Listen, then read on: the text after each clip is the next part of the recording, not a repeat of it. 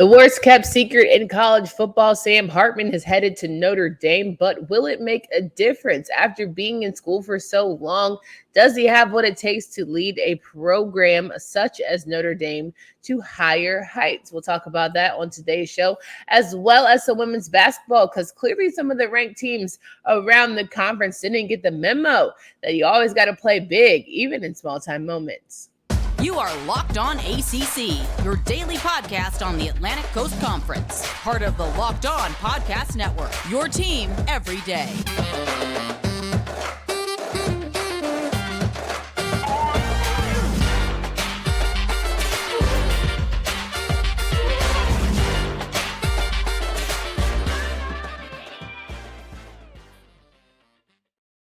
What's up, everybody? Welcome to today's edition of Locked On ACC. I'm your host, Candace Cooper, joined by Kenton Gibbs of Locked On Wolfpack. Each and every day, you can find us wherever you listen to podcasts, whether it's on your audio space or on YouTube. You can subscribe to the channel so you can get all the latest info about your conference news. Kenton Gibbs, how are you feeling today?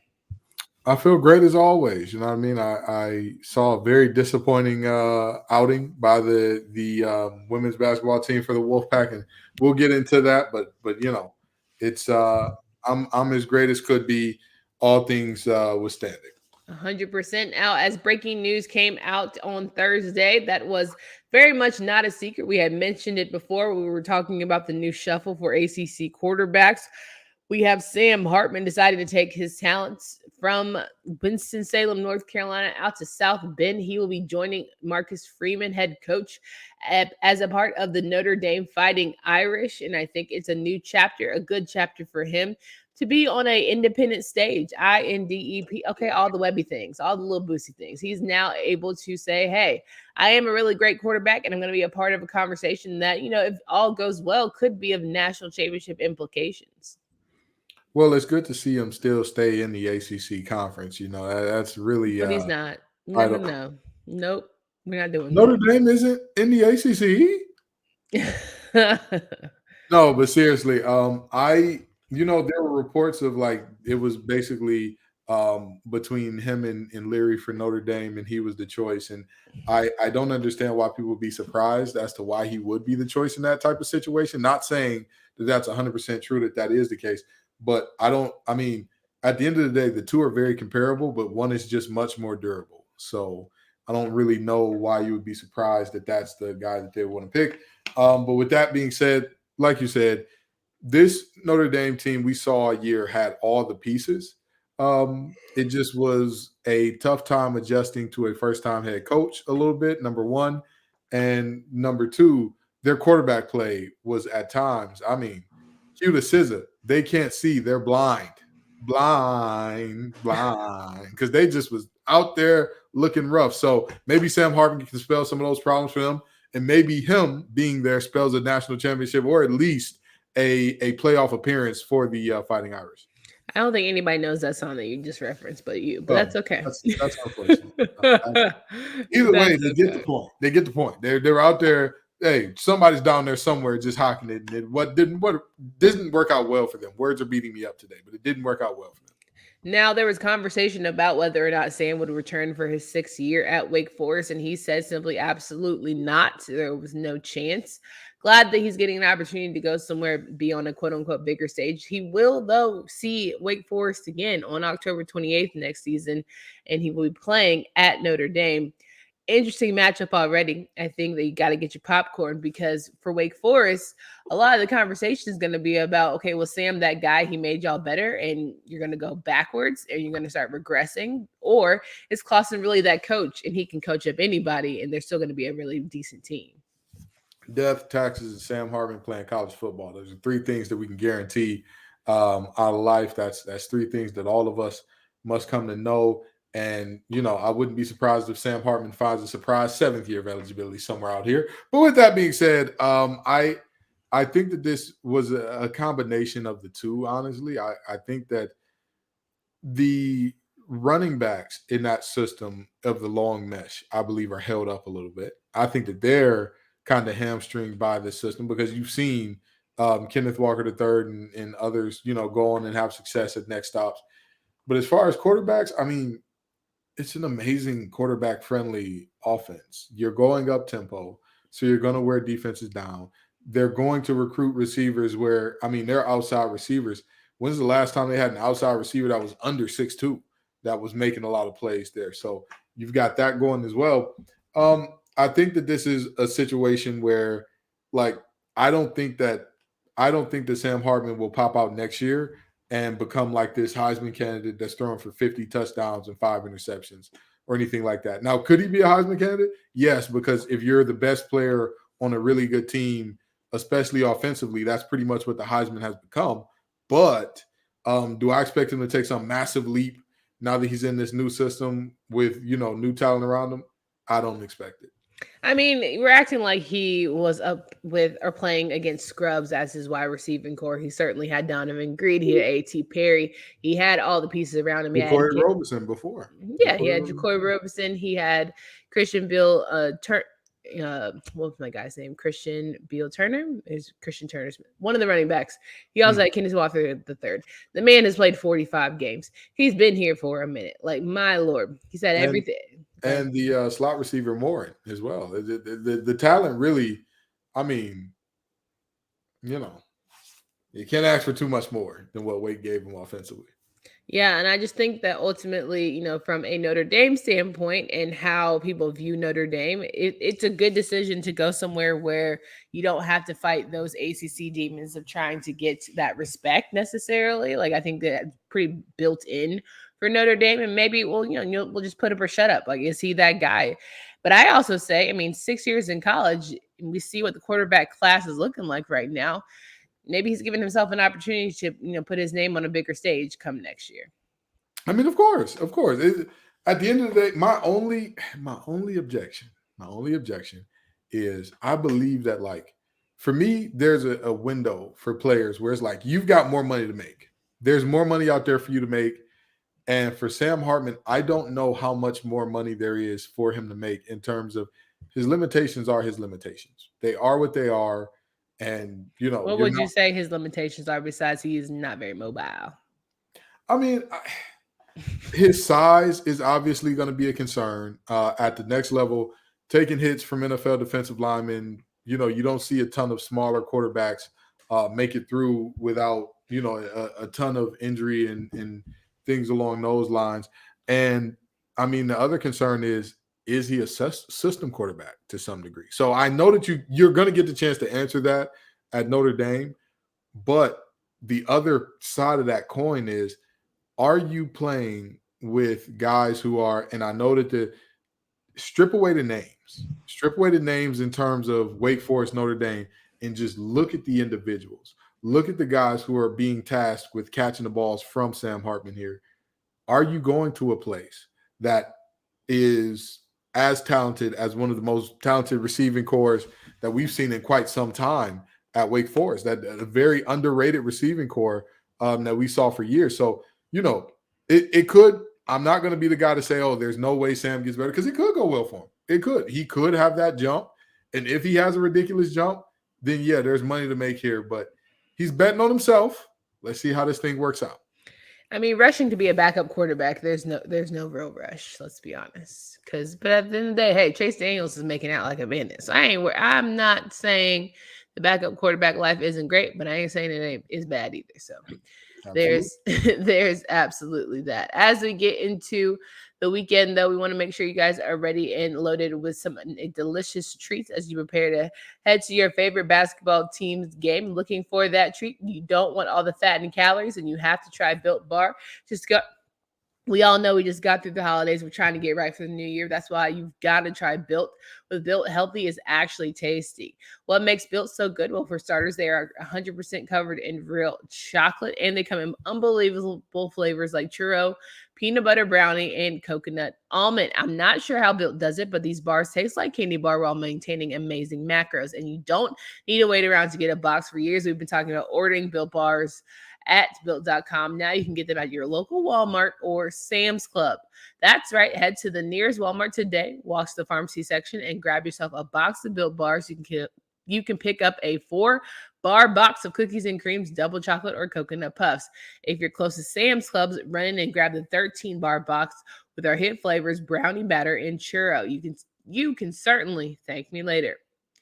Rocking and roll with Kenton Gibbs of Locked On Wolfpack, talking through Sam Hartman news, which is, of course, is great from the ACC football front because our cousin, Notre Dame decided they're going to be in the mix as well. We also have some ACC women's basketball to go over because some of our teams, we call it Tea Time Thursday, didn't get the memo that when you have a ranking, you got to play up to it. You can't play down because our unranked teams here in the ACC are going to make you pay for it. And that's certainly what we saw from a couple of these bad boys. But let's get into it, shall we? All right.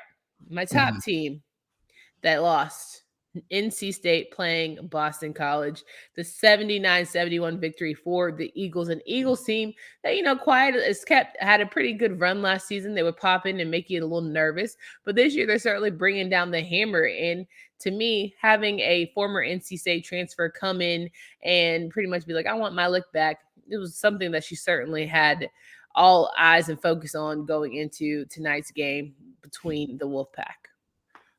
I warned Wolfpack Nation. I said that Boston College was coming off a game where they got beat so badly by Notre Dame that had Notre Dame not scored a single point in the second half, they still would have won the game. Notre Dame led that game 49-16 at halftime, and Boston College only went on to score 48 points in the entire game. Now, when you have a night like that, that team is going to be motivated. They're going to be pissed off. They're going to be playing with their hair on fire. And like you already mentioned, Dontavia Wagner was already going to be playing with her hair on fire against her former team. And the culmination of those things, combined with the players who are supposed to be – NC State is supposed to be a team that's known for their depth, their balance, their anybody can go off on any night. And this was just a game where if you weren't one of the main scorers for NC State, if you weren't one of the players who, if you weren't one of the players who is responsible for the lion's share of the scoring, they did nothing. Jada Boyd drops 20, Sanaya Rivers drops 12, Diamond Johnson drops 18 off the bench in her first game back, and outside of them, it was tough. It was a really tough night.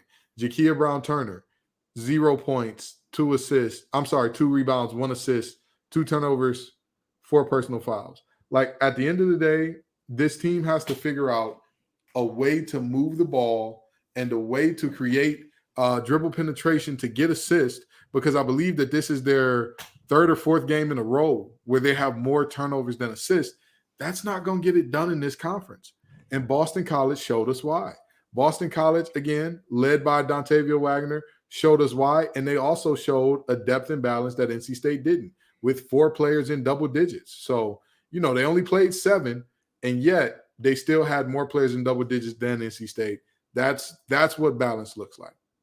Well said. Talking about Miami and North Carolina, number 22, North Carolina traveled down to Coral Gables and came up short against the Hurricanes. Miami coming up 62-58. This is the 4th loss for the Tar Heels in a row at that.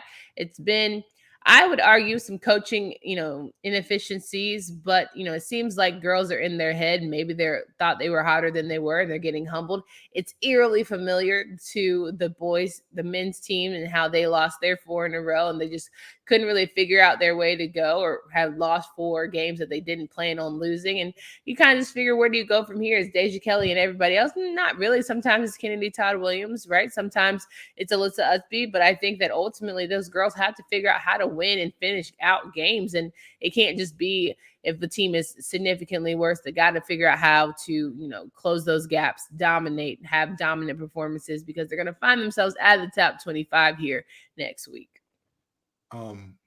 You didn't tell the bad news to all of the Tar Heel fans here, so I take no pleasure in doing this. We see. I take none. But I must do it. Yeah.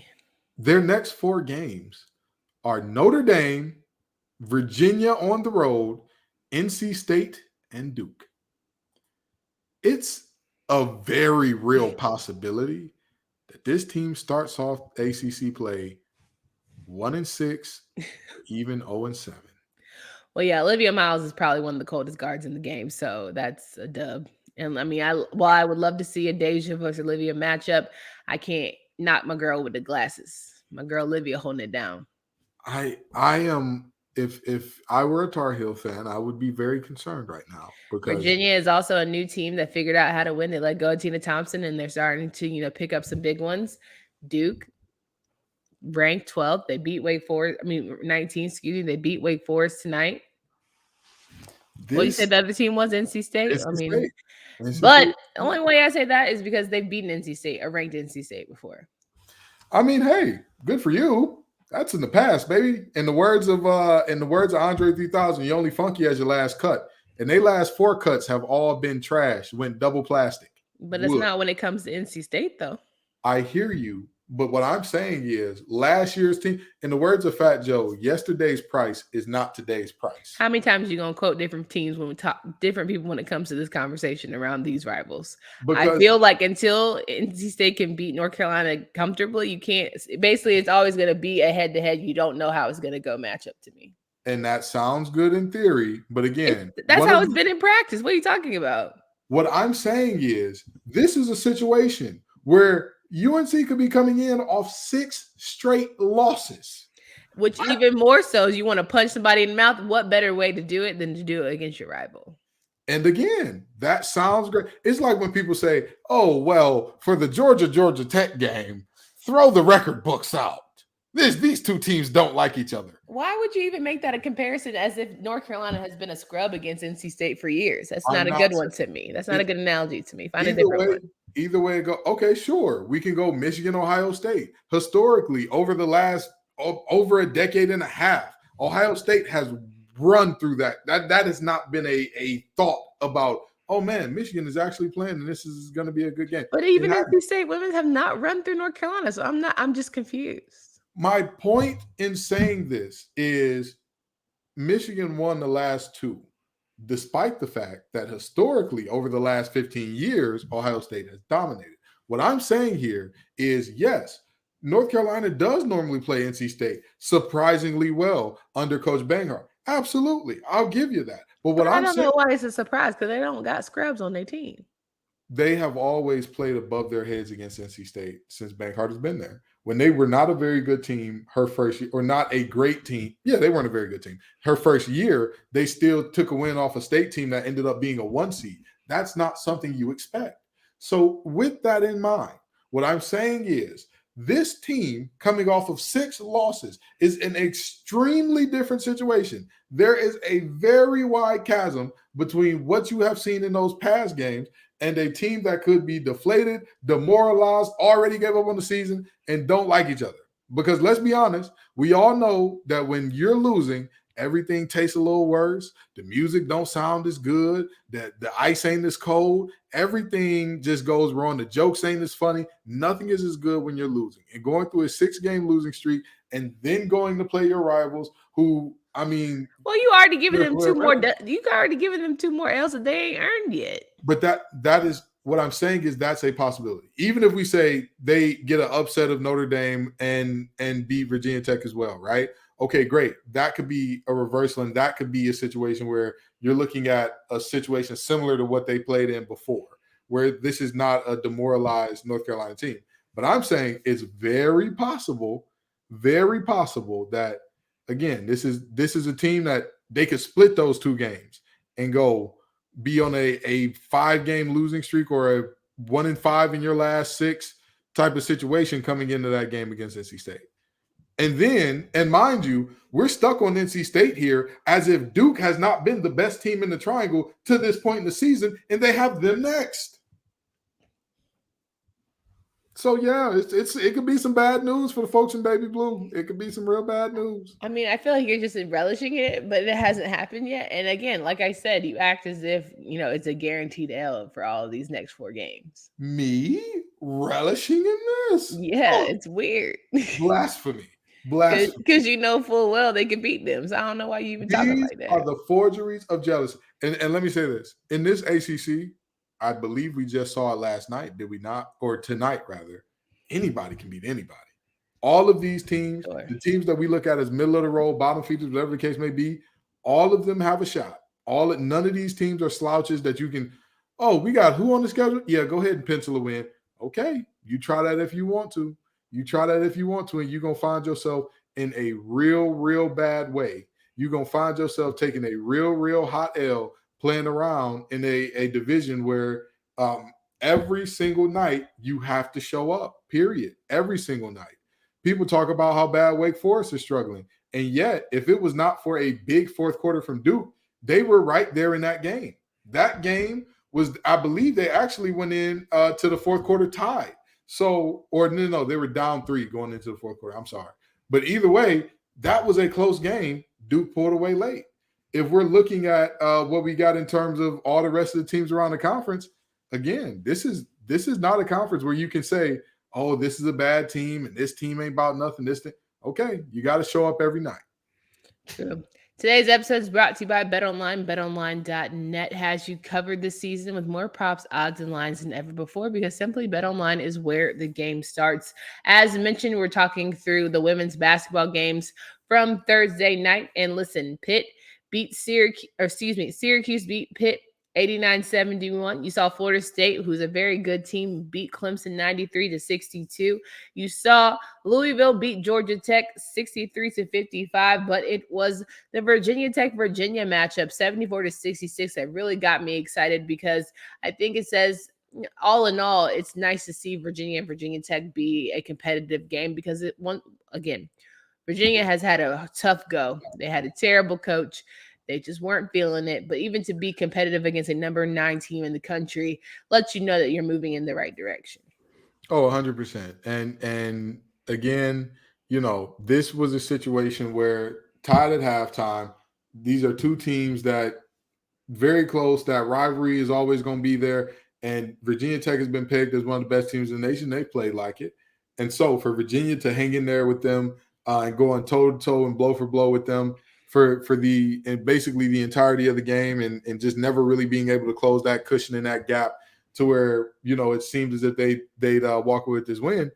I mean, again, it's good for the conference to see games like this as opposed to, games where the good teams are doubling up on the bad team scores.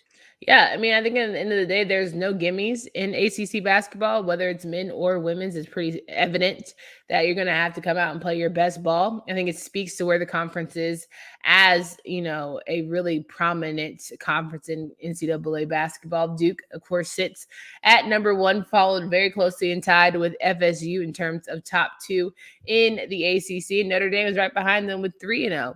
So every single night, you're going to have to give your best because every single time you got more than likely a top 25 program that you're facing off against, or one that's coming off a win against one, or one who's looking for their next one after a hard defeat. So I think women's hoops, again, I say this all the time, it's probably one of the most exciting parts of our conference. So I strongly encourage you to check them out. I'm sure AJ Black has a great episode tonight about that upset out of Boston College. You got Jersey Drake, who of course will have that FSU, conversation. And then our guy here, Kenton Gibbs, who will talk about NC State women all sure as the day is long. And, UNC will figure it out eventually. But all in all, like I said, I think that women's basketball is probably one of the secret hidden gems here of our conference. I don't think it's a secret. I think that it's right there on Broad Street that this is one of the best parts of this conference in terms of, where we produce the most good teams, the most competitive teams. And it is so telling that every year, whichever team comes out of this conference as the best, it's probably going to be a 1 seed. We're looking at Notre Dame right now, and according to bracketology, they're on the 1 seed. So this is a strong conference. This is a very, very strong conference, and there are multiple teams that if they can just get to the tournament, you probably don't want to see them because they're probably going to be seeded a little lower than what they should be. I'm looking at you, North Carolina. Because again, they're struggling right now, but if this team figures it out, gets things to click, and it shows why at one point in time they were ranked as a top 10 team this season, you could be cooking with grease. This NC State team getting Diamond Johnson back off injury, and if Jakia Brown-Turner decides to show up and positively impact the game, that is a team that you don't want to see.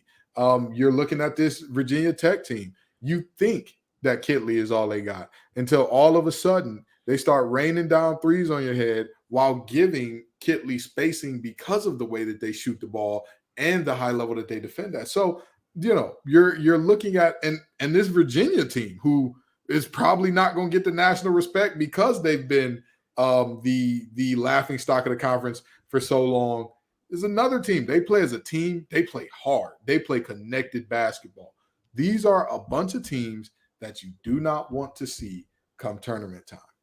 Yeah, I strongly agree. Come back tomorrow. We are going to talk with Drizzy Drake about the best bets here going into the weekend for men's basketball. We're also going to talk a little NCAA college football playoff championship games. Yes, there are no ACC teams playing, but it's still a great opportunity to get some money. And we'll talk about why we feel as if, maybe one day again, we'll see an ACC team be in that bad boy and play for the ultimate trophy. Final news of the day. If you have not heard, former Pittsburgh Panther Demar Hamlin is doing much better, still in critical condition, but being able to breathe a little on his own and being able to talk with his family via writing and all the good things. So we just, thoughts and prayers continue with him. We ask that you guys continue to pray if you so choose, just to lift his family up and to donate.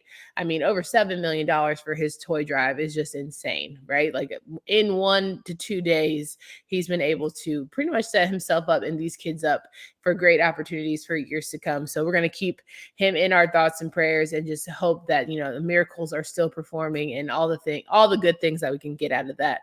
So for Candace Cooper and Kenton Gibbs, we hope you guys have a great rest of your day. Make sure you download, subscribe to the podcast from anywhere. Follow us on all of our channels, and we look forward to seeing you soon.